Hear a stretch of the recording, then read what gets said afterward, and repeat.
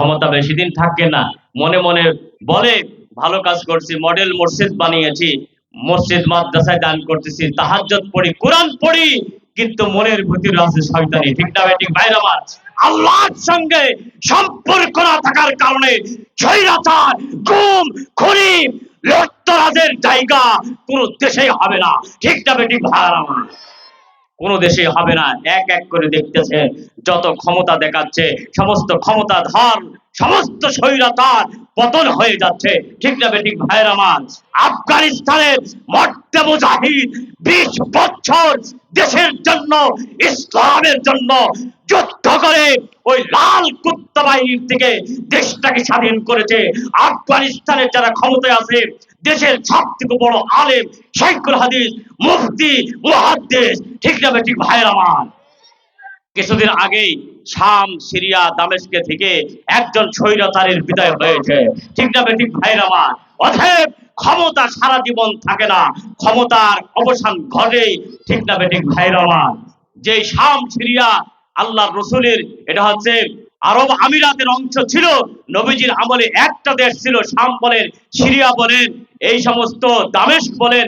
দামেস্কে যেখানে ঈসা নবী আসবেন, ইমাম মাহদী আলাইহিস সালাম আসবেন, ইমামতি করবেন, সেই জায়গার ভিতরে এরকম মানুষ গুম হওয়া, খুন হওয়া আর স্বৈরাচারিতা আল্লাহ কখনো মেনে নিতে পারেন না।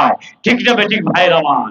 বাংলাদেশেও মনে মনে ভাবছেন যে আমি কত কিছু ভালো কাজগুলো করেছি, আমি তো এরকম সারা জীবন ক্ষমতায় থাকবো, ডাইনে আমার লোক, বামে, সামনে পিছনে সব আমার লোক, সব আমার লোক, আমাকে ক্ষমতা থেকে কে বসায়? কিন্তু আল্লাহর পক্ষ থেকে তোমার সঙ্গে যেহেতু আল্লাহর সম্পর্ক ছিল না, যত ভালো মানুষ, আলেম উলামা, সব সম্মানী ব্যক্তিদেরকে হাত কড়া লাগিয়ে মাজায় রশি দিয়ে অসম্মানিত করেছ।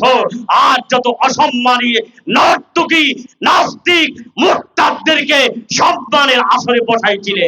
ঠিক না ঠিক ভাইয়ার আমার? এই জন্যই আল্লাহ পছন্দ করেন না।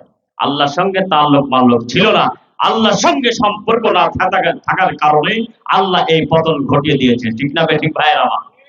এদের সম্পর্ক রাখতে হবে আল্লাহর সঙ্গে। কার সঙ্গে বলেন?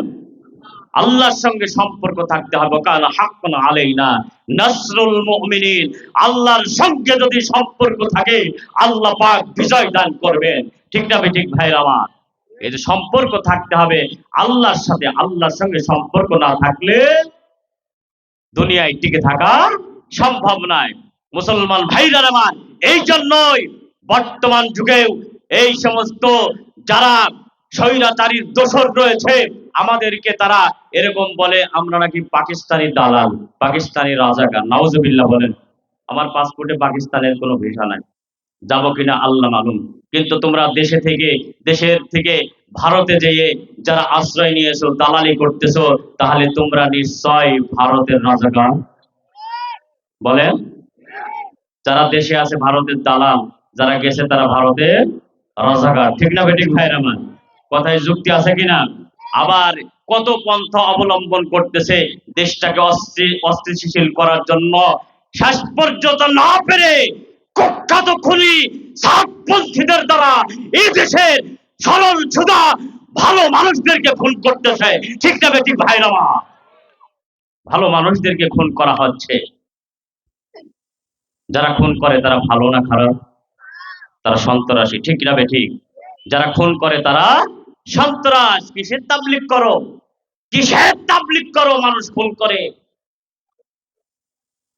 সাদ সাহেবের নাম নিয়ে পরিচয় দিয়ে বাংলার জমিনে আর কোনো মসজিদ তোমাদের জায়গা হবে না। ঠিক না বেঠিক ভাইয়ের আমার? আমরা বুঝতে পেরেছি তোমরা কারা। এতদিন ওয়াজাহাত করা হয়েছে, তোমরা হেদায়েত প্রাপ্ত হও নাই। তোমরা দিন দিন তোমাদের সীমা লঙ্ঘন করেছো। শেষ পর্যন্ত 3-4 দিন আগে টঙ্গীর ময়দানে যারা তাহাজ্জুদ গুজার, যেই সমস্ত ভালো মানুষগুলো তাবলীগ করা মুবাল্লিগ ভাইরা ছিল, তাদের উপরে এরকম ভাবে তোমরা অত্যাচার করে তাদেরকে খুন করেছো, গুম করেছো। তোমরা কখনো ভালো মানুষ হইতে পারো না। ঠিক না বেঠিক?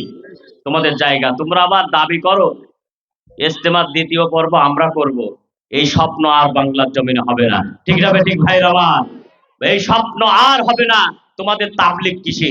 আগে তোমরা তওবা করে ফিরে আসো, হেদায়েত প্রাপ্ত হও। বাংলাদেশের উলামায়ে কিরামের এরকম নিজামেই তাবলীগ চলবে, ঠিক না বেঠিক ভাইরা আমার?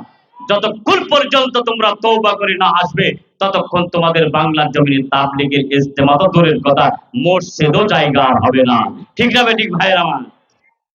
মুসলমান ভাইরা আমার, যেই কথা বলছিলাম, নবীজি আমার বললেন ওসমান ইবনে তালহাকে ক্ষমতা দেখিয়েছিলেন, কাবা ঘরের চাবিটা পর্যন্ত দাও নাই, কাবা ঘরের চাবি পর্যন্ত দাও নাই, উমরা করার জন্য এসেছিলাম তাও দাও নাই, অপমান করে ফিরে গিয়েছিলে, মনে করেছিলে সারা জীবন ক্ষমতা থাকবে, চাবি তোমাদের হাতে থাকবে, কিন্তু আজকে দেখো ক্ষমতা একমাত্র আল্লাহ রাব্বুল আলামিন মুসলমানদের হাতে দান করে দিয়েছে।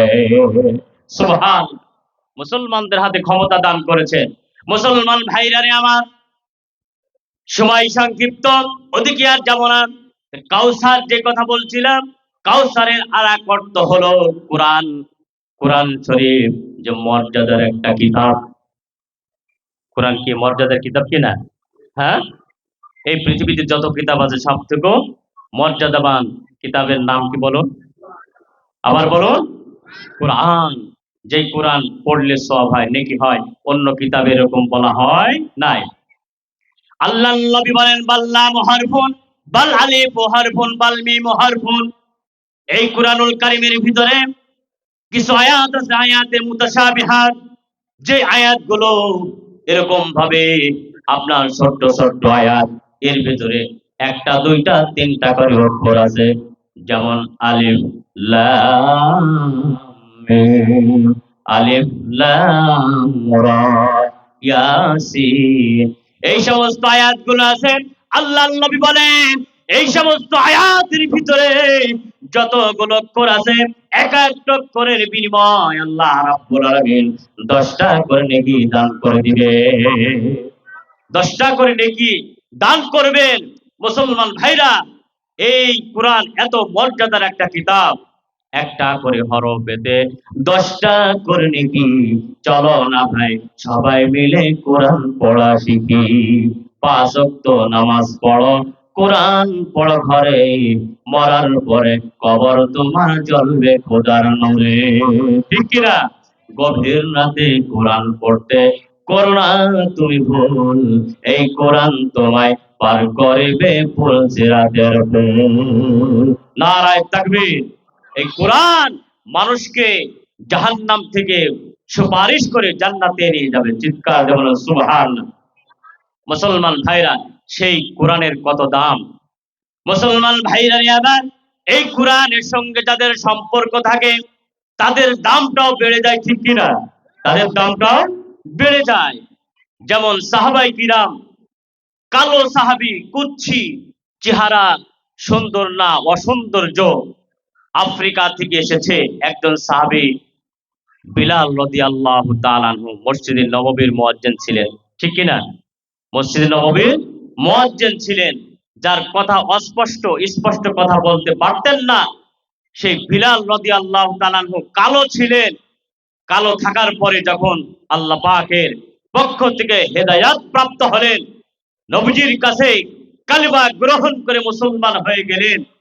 মুসলমান হওয়ার পর যখন কোরআন শিখলেন, আল্লাহ পাক রব্বুল আলামিন এই সমস্ত সাহাবীদেরকে কোরআন শিখার কারণে, কোরআন ভিতরে থাকার কারণে তাদের নাম নিলে রাদিয়াল্লাহু তাআলা আনহু বলতে হয়, ঠিক কিনা? ঠিক না বেঠিক? রাদিয়াল্লাহু তাআলা আনহু বলতে হয়। কারণ কি? কোরআন তাদের ভিতরে থাকার কারণে, কোরআনের ইলম থাকার কারণে, জ্ঞান থাকার কারণে তাদেরকে রাদিয়াল্লাহু তাআলা আনহু বলতে হয়, ঠিক না বেঠিক ভাইরা? মুসলমান ভাইরা আমার, পক্ষান্তরে আবু জাহেল, উতবা, সাইবা, বড় বড় ক্ষমতাশীল নেতাদের নাম যদি নেওয়া হয়, লানাতুল্লাহ বলতে হয়। কারণ তাদের ভিতরে কোরআনের ইলম নাই, জ্ঞান নাই। কোরআনের জ্ঞান না থাকার কারণে আল্লাহর পক্ষ থেকে লানত তাদের উপরে। আর একজন কালো সাহাবী, তার ভিতরে কোরআন থাকার কারণে, ইসলামের জ্ঞান থাকার কারণে আল্লাহর পক্ষ থেকে তাদের প্রতি এরকম ভাবে রহমত বর্ষিত হয়, তাদের প্রতি আল্লাহ পাক রাজি, আল্লাহ তাদের প্রতি রাজি। চিৎকার দিয়ে বলুন সুবহানাল্লাহ। এই সমস্ত সাহাবীদের প্রতি আল্লাহ পাক রাজি, সাহাবীরাও আল্লাহর প্রতি রাজি। ঠিক না বেঠিক ভাইরা আমার? রাদিয়াল্লাহু তাআলা আনহুম।